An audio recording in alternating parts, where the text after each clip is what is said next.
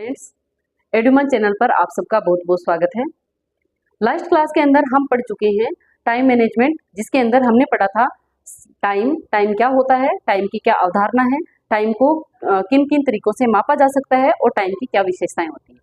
आज की इस क्लास के अंदर हम पढ़ेंगे टाइम मैनेजमेंट की प्रोसेस के बारे में। अगर हम बात करें प्रोसेस की, जिसको हम हिंदी में क्या कहते हैं, प्रक्रिया, यानी कि जो टाइम मैनेजमेंट है वो किन किन प्रोसेस से गुजरती है, यानी कि टाइम मैनेजमेंट के कौन कौन से स्टेप्स होते हैं, उसके बारे में हम पढ़ेंगे इस क्लास के अंदर। तो स्टूडेंट्स, जल्दी से इस क्लास के साथ जुड़ जाइए, अपने दोस्तों के साथ इस लिंक को शेयर कर दीजिए और जो ये चैनल है अगर अभी तक आपने सब्सक्राइब नहीं किया है तो सब्सक्राइब कर दीजिए, ताकि आप लोगों की जो तैयारी है वो बहुत ही बेहतरीन हो सके। तो चलिए स्टूडेंट, शुरू करते हैं हम आज का अपना session. Process of managing time, यानी कि जो टाइम मैनेजमेंट है उसकी क्या प्रोसेस है। परिवार में होने वाली विभिन्न क्रियाओं में तथा उपलब्ध समय के बीच अनुकूलतम समायोजन तथा इसके लिए जो प्रक्रिया प्रयोग में लाई जाती है उसे हम समय प्रबंध प्रक्रिया कहते हैं। यानी कि परिवार में जो भी क्रियाएं होती है, कौन कौन सी क्रियाएं होती है, जैसे अगर हम बात करें मॉर्निंग में जगने से लेकर के रात को सोने तक जो भी कार्य, जो भी क्रियाएं की जाती है, वो सारी क्रियाएं, और हमारे पास उपलब्ध जो समय है, समय हमारे पास कितना उपलब्ध है, 24 आवर्स। तो जो 24 आवर्स है उसके अंदर हमारे परिवार में जो सुबह से लेकर शाम तक जितनी भी एक्टिविटीज है, उन एक्टिविटीज का उस लिमिटेड टाइम में अनुकूलतम समायोजन, यानी कि इस तरह से समायोजन करना, इस तरह से मैनेज करना। तो इसके लिए जो भी हम प्रोसेस अपनाएंगे, जो भी हम प्रक्रिया अपनाएंगे, उसे ही हम क्या कहेंगे, समय प्रबंध प्रक्रिया कहेंगे। तो ये है स्टूडेंट आपके प्रोसेस ऑफ मैनेजिंग टाइम। अब बात करते हैं हम जो समय प्रबंध प्रक्रिया है उसके स्टेप्स। समय प्रबंध प्रक्रिया के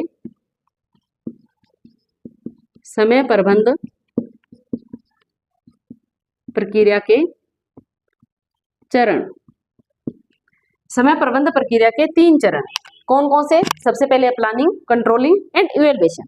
सबसे पहले प्लानिंग ऑफ टाइम, यानी कि समय का आयोजन करना, समय का आयोजन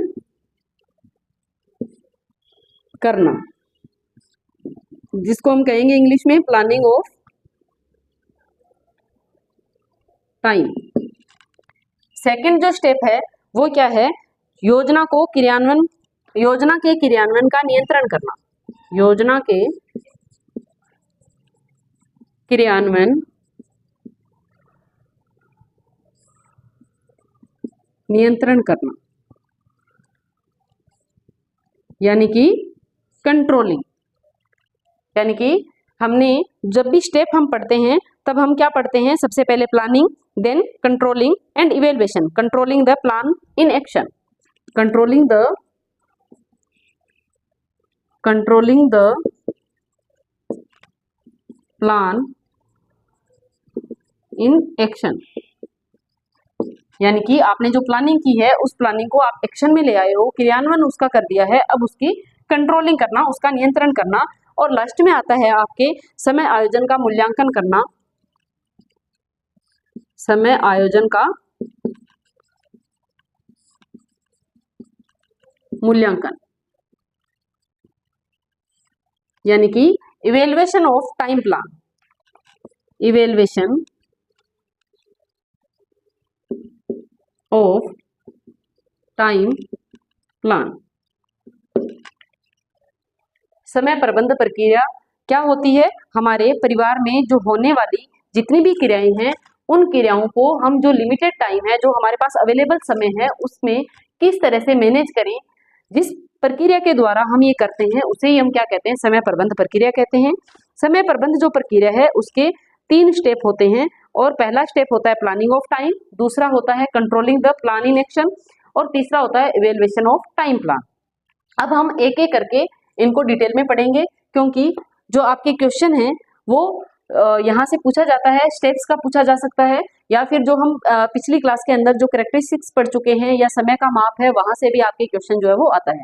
और जो मेनली जो क्वेश्चन आता है वो टूल्स ऑफ टाइम मैनेजमेंट है, वहां से आता है, जिसको हम नेक्स्ट क्लास के अंदर डिस्कस करेंगे, जिसके अंदर हम विभिन्न जो उपकरण हैं टाइम मैनेजमेंट के, उनको हम डिस्कस करेंगे। लेकिन आज की इस क्लास के अंदर हम पढ़ेंगे only process of time management, जिसका पहला स्टेप कौन सा है,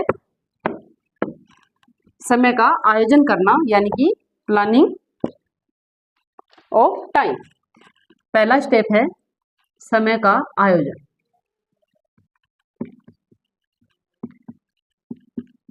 इस स्टेप के अंदर हम क्या करेंगे कि हमारे पास जितनी भी एक्टिविटीज है उन एक्टिविटीज को हमें किस तरह से करना है, कौन सी एक्टिविटी को कब करना है, इस तरह की जो प्लानिंग है वो हम यहाँ पर करेंगे। तो हम इसको जो समय की योजना है उसको हम क्या कह सकते हैं, निश्चित अवधि में कार्य को पूरा करना। यानी कि इसका अर्थ क्या है, निश्चित अवधि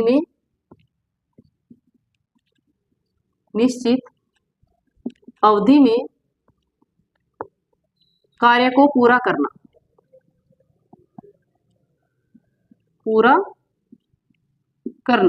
यानी कि आपके पास एक लिमिटेड टाइम है और उस लिमिटेड टाइम में आप कार्य को किस तरह से पूरा करोगे, उसके लिए जो भी आप प्लान करोगे वो क्या कहलाएगा, आपका समय का आयोजन कहलाएगा।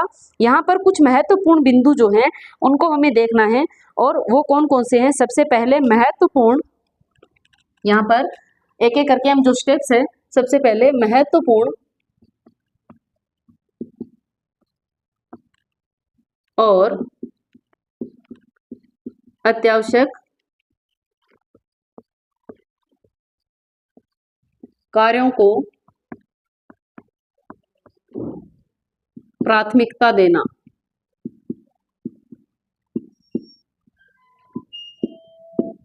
यानी कि जब भी हम टाइम मैनेजमेंट करेंगे तो टाइम प्लानिंग के अंदर हम सबसे पहले क्या देखेंगे कि हमारे जो इम्पोर्टेंट काम कौन से हैं, हमें क्या करना है, पहले उनको प्राथमिकता देनी है, उनकी हमें क्या करनी है, योजना बनानी है। और जो भी इम्पोर्टेंट कार्य है उनकी क्या करनी है, हमें सूची बनाना। यानी कि जो भी महत्वपूर्ण कार्य है उनकी हम सूची बनाएंगे और उनको हम किस में रखेंगे, प्रायोरिटी के अंदर रखेंगे। नेक्स्ट जो है, कार्य का विभाजन करते समय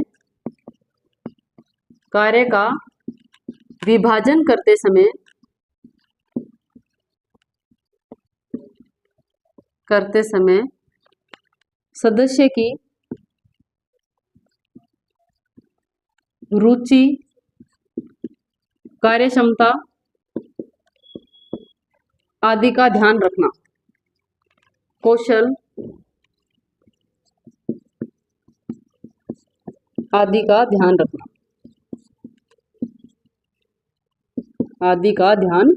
रखना। जैसे कि पूरे दिन के अंदर हमारे जितने भी कार्य होते हैं उन कार्य में सबसे महत्वपूर्ण कार्य कौन कौन से हैं उनकी हम सूची बनाएंगे और उनको हम प्रायोरिटी में रखेंगे। अब हमने प्लानिंग कर ली है, अब प्लानिंग करने के बाद में हम क्या करेंगे, कार्य का विभाजन करेंगे। तो जितने भी हमारे फैमिली मेंबर्स है, जितने भी घर में सदस्य उपस्थित है, उन सदस्यों में हमने जो कार्य की प्लानिंग की है उसको अलग अलग कार्य जो है वो बांट देंगे। अब बांटेंगे किस हिसाब से, बांटते टाइम हमें ये ध्यान रखना है कि जो सदस्य है जिसको कार्य दिया जा रहा है उसकी रुचि किस कार्य में है, उसकी कार्यक्षमता क्या है, उसका कौशल क्या है। तो इन चीजों का अगर हम ध्यान रखेंगे, अगर हम किसी भी जो पारिवारिक सदस्य है उसकी रुचि के अकॉर्डिंग, उसकी कार्यक्षमता के अकॉर्डिंग, उसके कौशल के अकॉर्डिंग या फिर उसकी जिम्मेदारियों के अकॉर्डिंग अगर हम उसको काम देंगे तो वो जो कार्य है वो हमारा बहुत ही अच्छे तरीके से संपन्न हो जाएगा। योजना जो है वो लचीली और व्यवहारिक होनी चाहिए। योजना कैसी होनी चाहिए, योजना लचीली और व्यवहारिक होनी चाहिए। कैसे कि हमने जो योजना बनाई है, ऐसा नहीं हो कि हमने योजना बना दी और अब हमें किसी भी तरह से, मान लो कोई भी जो कार्य है, कोई अर्जेंट कोई और काम हमें करना पड़ रहा है, तो हमने जो योजना बनाई है उसमें ऐसा कोई हमने स्थान रखा ही नहीं है कि कोई जो और भी अगर हमारे काम आ जाए तो हम उसको कर सकें। तो ऐसी योजना नहीं होनी चाहिए। यानी कि योजना जो है वो रिजिड नहीं होनी चाहिए, कभी भी कठोर योजना नहीं होनी चाहिए, लचीली होनी चाहिए, ताकि अगर हमें उसमें कोई भी फेरबदल करना पड़े समय के हिसाब से या फिर किसी कार्य के हिसाब से तो हम उसको कर सकें। हमारी योजना जो है वो कैसी होनी चाहिए, लचीली होनी चाहिए और व्यवहारिक होनी चाहिए। नेक्स्ट है, कार्य का विभाजन करते समय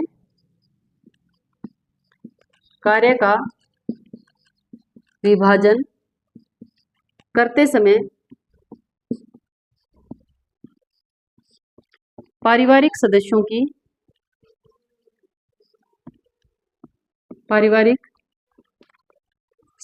की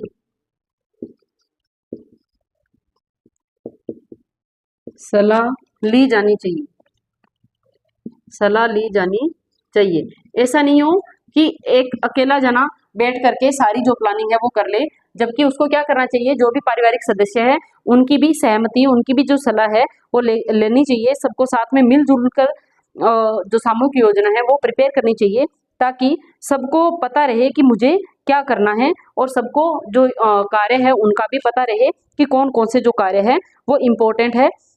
नेक्स्ट जो है, कार्यों का समूहीकरण किया जाना चाहिए, कार्यों का समूहीकरण किया जाना चाहिए, समूहीकरण किया जाना चाहिए। समूहीकरण कैसे करेंगे कार्यों का? जैसे मान लो हम एक सदस्य को काम दे रहे हैं झाड़ू लगाने का, एक को दे रहे हैं हम पोछा लगाने का। जो झाड़ू लगाने वाला इंसान है वो फिर सब्जी बनाएगा, जो पोछा लगाने वाला है वो बाद में रोटी बनाएगा, जो कपड़े धोने वाला इंसान है वो बाद में बर्तन साफ करेगा। तो अगर ऐसे काम का अगर हम बंटवारा कर देंगे तो उसमें टाइम भी ज्यादा लगेगा, एनर्जी भी ज्यादा लगेगी। तो हमें क्या करना है, हमें जो क्रियाएं हैं, जो कार्य है उनको समूह में विभाजित करना है। जैसे किचन में किए जाने वाले जो कार्य है वो एक साथ एक व्यक्ति को दिए जा सकते हैं, उनको एक समूह में रखना चाहिए। जैसे जो भी है झाड़ू पोछा, जो भी डस्टिंग का काम है उसको एक समूह में बांटना चाहिए। कपड़े धोने का और इस तरह का जो कार्य है उसको हमें एक समूह में बांटना चाहिए। तो इस तरह से हमें क्या करना चाहिए, कार्यों का समूहीकरण जो है वो करना चाहिए। नेक्स्ट अगर हम बात करते हैं तो नेक्स्ट आता है हमारे पास, कार्य विभाजन को इस तरह से करना चाहिए कि मनोरंजन, विश्राम, शयन आदि कार्यों के लिए भी समय मिल सके। कार्यों को इस तरह से विभाजित करना चाहिए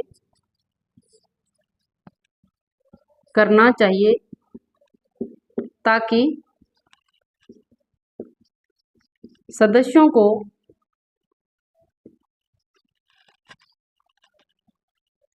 आराम,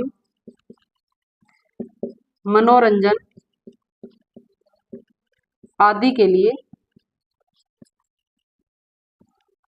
समय मिल सके।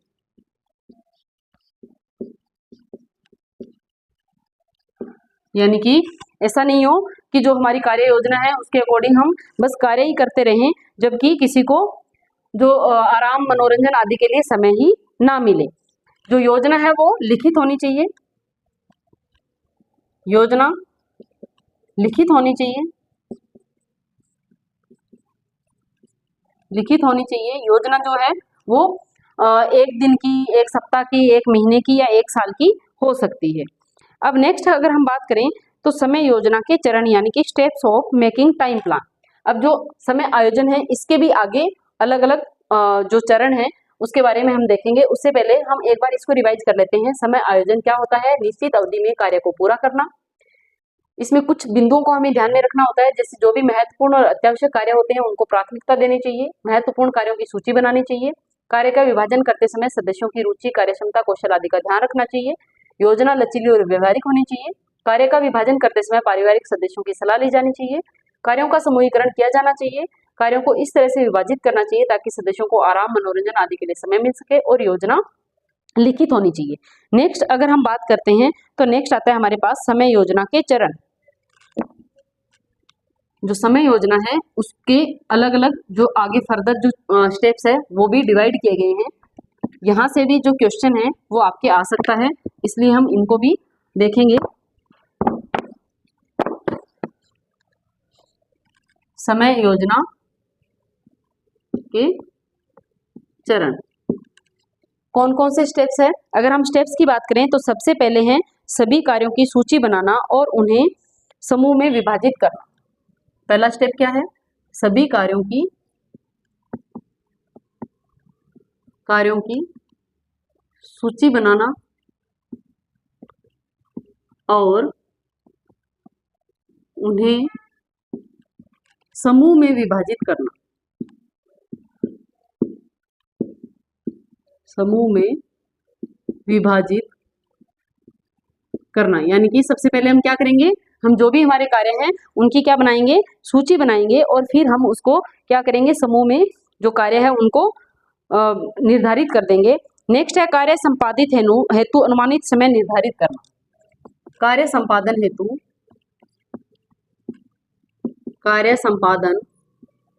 हेतु अनुमानित समय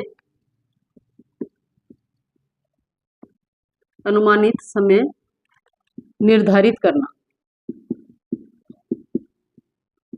करना। यानी कि जब भी हम कोई प्लानिंग करने बैठेंगे तब हम क्या करेंगे, हमने जो भी कार्य है उनकी एक एक करके सूची बनाती। अब जैसे मान लो कार्य है आपके खाना बनाना, सफाई करना, बर्तन साफ करना, कपड़े धोना। इस तरह से आपने जितने भी कार्य है सुबह से लेकर शाम तक उनकी सूची बना दी। अब क्या करोगे, अब इन कार्यों में अनुमानित समय कितना लगेगा वो भी आप इसके साथ के साथ लिखोगे। जैसे खाना बनाने में 1 घंटा, सफाई करने में 1 घंटा, बर्तन साफ करने में 20 मिनट, कपड़े धोने में 30 मिनट, आधा घंटा। यानी कि इस तरह से आप अनुमानित, ये नहीं है कि 1 घंटा मतलब 1 घंटा, नहीं, ये क्या है, सिर्फ हम अनुमानित समय निर्धारित कर रहे हैं। यानी कि हो सकता है 1 घंटे से कम लगे, हो सकता है 5-10 मिनट एक्स्ट्रा भी लग जाए, लेकिन ये निर्धारित करना क्यों जरूरी है, ताकि हमें पता रहे कि हमारे पास ये टाइम है और इतने टाइम में हमें ये काम करना है। नेक्स्ट, अगर हम नेक्स्ट स्टेप की बात करें तो नेक्स्ट स्टेप है आपके कार्य करने में समय क्रम का निर्धारित करना। समय क्रम को निर्धारित करना, यानी कि कौन सा कार्य पहले किया जाएगा और कौन सा कार्य बाद में किया जाएगा, उसका जो क्रम है उसको निर्धारित करना। हमें ये देखना है कि पहले कौन सा काम किया जाना है, बाद में कौन सा काम किया जाना है। नेक्स्ट है कार्य करने में कुल व्यय होने वाले समय को जोड़ना और उपलब्ध समय के साथ समन्वय स्थापित करना। कार्य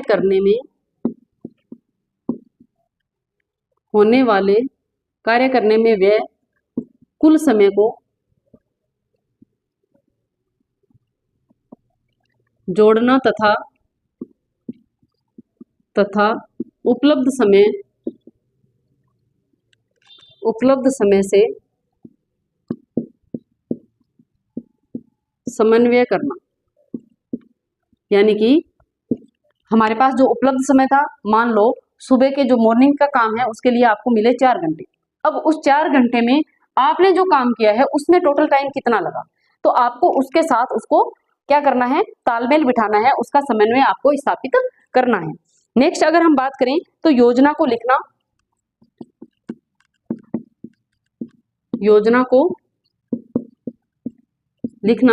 अब आपने क्या कर लिया, आपने जो भी इंपॉर्टेंट कार्य उनकी सूची बना ली, उनको समूह में विभाजित भी कर दिया, जो भी अनुमानित समय उसको भी निर्धारित कर दिया, समय क्रम को भी निर्धारित कर दिया, जो भी कुल व्यय हो रहा है समय उसको जोड़ लिया आपने कि इस कार्य के लिए इतना समय व्यय होगा, इतना समय व्यय होगा और हमारे पास टोटल इतना समय, उसमें आपने तालमेल बिठा लिया। अब आप क्या करोगे, योजना को लिखोगे और उसके बाद में आपको क्या करना है, यदि व्यक्तिगत योजना अन्य व्यक्ति से मिश्रित होती है तो उसमें भी समन्वय स्थापित करना। यदि व्यक्तिगत योजना अन्य से मिश्रित होती है, अन्य से मिश्रित यानी कि ओवरलैप होती है, मिश्रित होती है, तो उसमें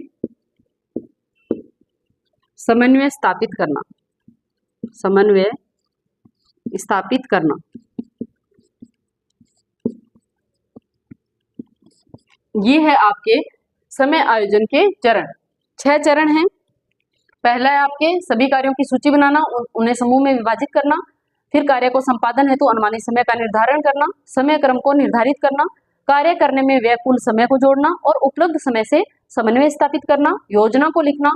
और यदि कोई व्यक्तिगत योजना है और दूसरे व्यक्ति से मिश्रित हो रही है, ओवरलैप हो रही है, तब भी हमें क्या करना है, उस समन्वय को स्थापित करना है। नेक्स्ट, अगर हम बात करें नेक्स्ट स्टेप की, तो समय आयोजन के बाद आता है समय योजना के क्रियान्वयन पर नियंत्रण। पहला स्टेप था टाइम प्लानिंग, नेक्स्ट स्टेप है समय आयोजना का क्रियान्वयन और उसको नियंत्रण करना, यानी कि अब हमने ये पूरी प्लानिंग कर ली है, अब इस प्लानिंग को हम क्या करेंगे, क्रियान्वयन करेंगे, इसको हम इम्प्लीमेंट करेंगे और फिर उसका नियंत्रण करना। तो दूसरा स्टेप है समय आयोजन का क्रियान्वयन।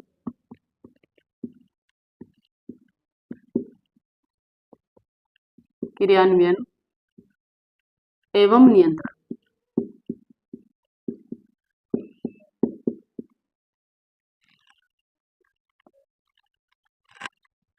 यह आपके समय आयोजन का क्रियान्वयन और नियंत्रण, यानी कि क्रियान्वयन के समय अगर हमारे पास जो योजना है उसको हमने सही ढंग से योजना बनाई है और उसी के अकॉर्डिंग हम काम कर रहे हैं, तब हमारा जो कंट्रोलिंग वाला जो स्टेप है वो काफ़ी अच्छा हो जाएगा।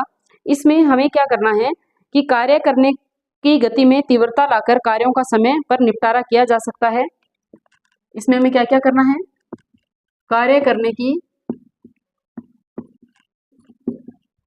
गति में तीव्रता, यानी कि हमारे पास जो अवेलेबल टाइम है और उस अवेलेबल टाइम के अकॉर्डिंग हमारी जो टाइम प्लान है उसमें जो हमने काम है उसको जो भी टाइम दिया है कि ये काम इतने टाइम में पूरा होना चाहिए, तो हमें क्या करना पड़ेगा, हमें कार्य करने की गति में तीव्रता लानी होगी, तभी वो जो लिमिटेड टाइम है उसमें काम जो है वो पूरा होगा। अगर काम को निपटाने के लिए परिवार के सदस्यों का सहयोग लेना पड़े तो वो भी लेना चाहिए। कार्य को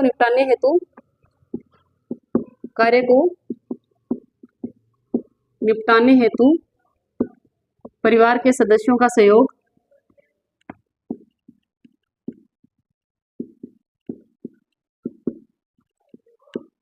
अगर कोई काम है उसको निपटाना है और अकेले वो पॉसिबल नहीं है, तो हम क्या कर सकते हैं, हम जो भी परिवार के सदस्य है, अन्य सदस्य, उनसे हम क्या ले सकते हैं, हेल्प ले सकते हैं। हमें कम महत्वपूर्ण कार्यों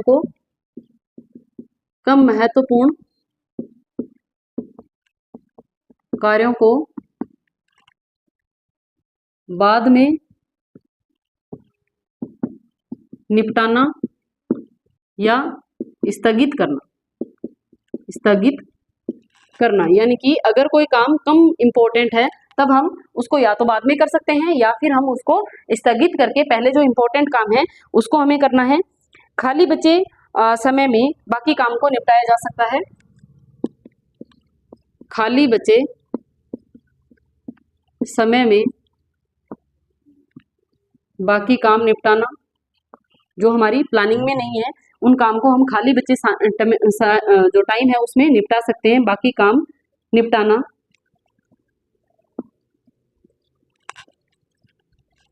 नेक्स्ट अगर हम बात करें तो जो काम करने में यदि अधिक समय लग रहा है और अचानक कोई अन्य काम आ गया है तो हमें क्या करना है, हमें काम और समय के मध्य समन्वय करना है।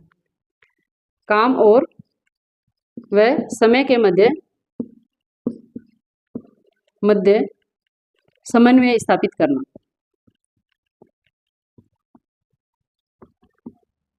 यानी कि जो कंट्रोलिंग वाला स्टेप है उसके अंदर हम क्या करेंगे, हमें ये देखना है कि जो हमारी प्लानिंग है उस प्लानिंग के अकॉर्डिंग काम हो रहा है क्या, और उसके लिए हमें क्या करना है, कार्य की जो गति है उसमें तीव्रता लानी है।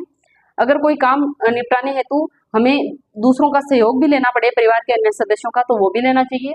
कम महत्वपूर्ण कार्यों को बाद में निपटाया जा सकता है और जो अधिक महत्वपूर्ण कार्य है उनको पहले निपटाया जा सकता है। इसके अलावा जो है वो खाली बचे समय में हम बाकी काम निपटा सकते हैं और काम और समय के मध्य समन्वय स्थापित करना। नेक्स्ट और लास्ट स्टेप है आपका इवेल्युएशन ऑफ टाइम प्लान। ये था आपका सेकंड स्टेप, समय आयोजन का क्रियान्वयन करना और नियंत्रण करना। तीसरा और लास्ट स्टेप जो है वो आता है मूल्यांकन का। समय आयोजन का मूल्यांकन करना। समय आयोजन का मूल्यांकन।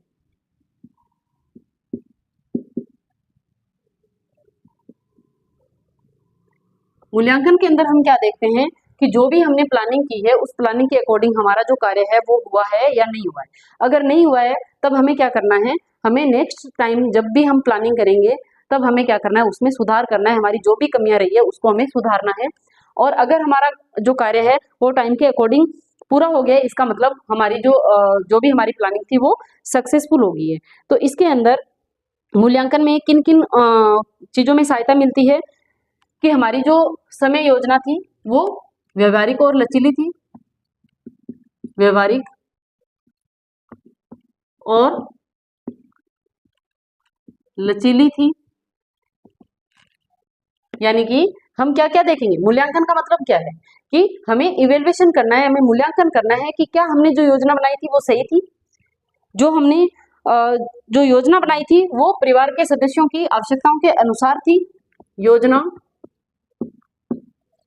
परिवार के सदस्यों की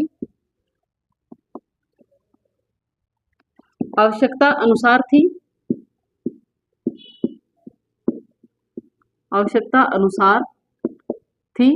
यानी कि ये सारे क्या है, हम ये सारी चीजों का हम इवेल्युएशन करते हैं। क्या जो भी कार्य जो है वो दिए गए थे वो सबने अपने कर्तव्य है उनका निर्वहन सही से किया था, सभी सदस्यों ने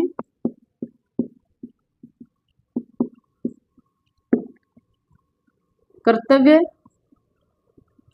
निर्वहन किया, सभी सदस्यों को विश्राम, मनोरंजन आदि के लिए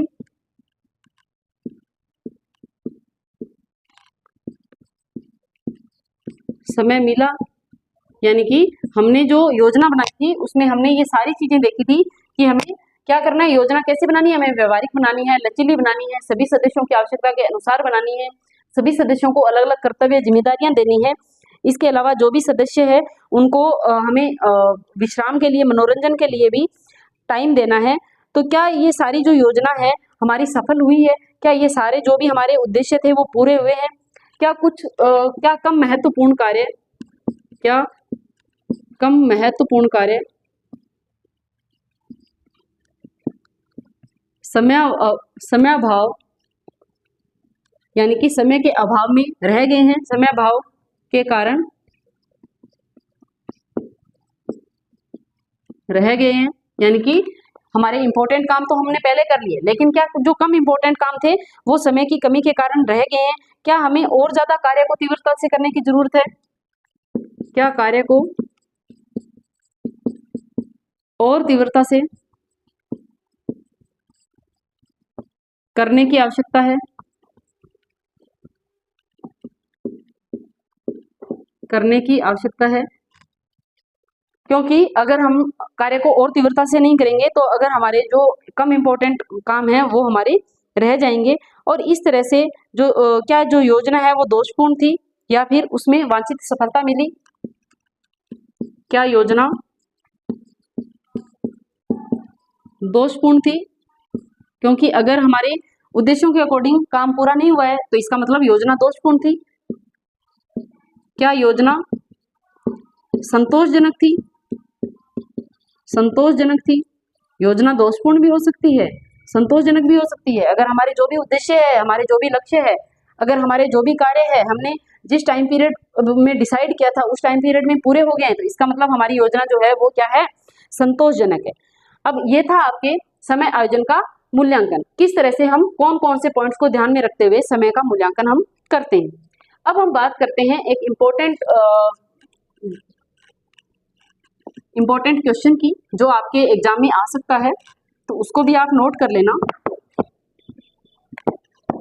जो समय योजना का मूल्यांकन है, इस मूल्यांकन के लिए एक चार्ट का इस्तेमाल होता है।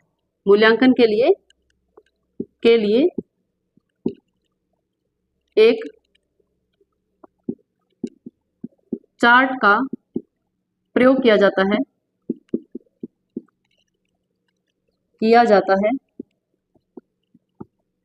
जिसे गैंट चार्ट कहते हैं। ये आपके इम्पोर्टेंट है क्योंकि यहाँ से क्वेश्चन आ सकता है कि समय आयोजन का मूल्यांकन करते टाइम कौन से चार्ट का इस्तेमाल किया जाता है, तो आपका आंसर होना चाहिए गैंट चार्ट। और ये गैंट चार्ट क्या होता है, इसके अंदर 3 कॉलम बने होते हैं।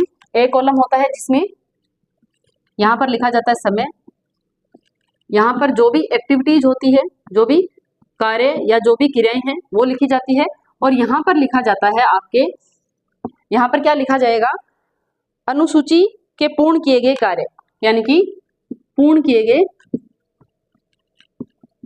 गए कार्य।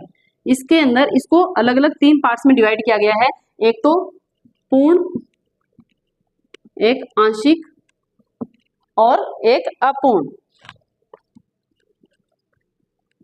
इस तरह का ये चार्ट होता है जिसमें समय यानी कि यहाँ पर टाइम लिखेंगे, यहाँ पर जो भी कार्य है वो लिखेंगे। अगर पूर्ण हो गया है टाइम पीरियड में तो हम यहाँ पर टिक करेंगे, अगर आंशिक पूर्ण हुआ है तो हम यहाँ टिक करेंगे, और अगर अपूर्ण रह गया तो यहाँ टिक करेंगे। और इस तरह से हम जो है इस चार्ट के माध्यम से, इस चार्ट को हम कहते हैं गैंट चार्ट, इस चार्ट के माध्यम से हम हमारे समय आयोजन का मूल्यांकन जो है वो कर सकते हैं। तो ये था आपका आज का टॉपिक, जो टाइम मैनेजमेंट है उसकी प्रोसेस, उसके कौन कौन से स्टेप्स है उनके बारे में। मिलते हैं नेक्स्ट क्लास में, तब तक के लिए थैंक यू।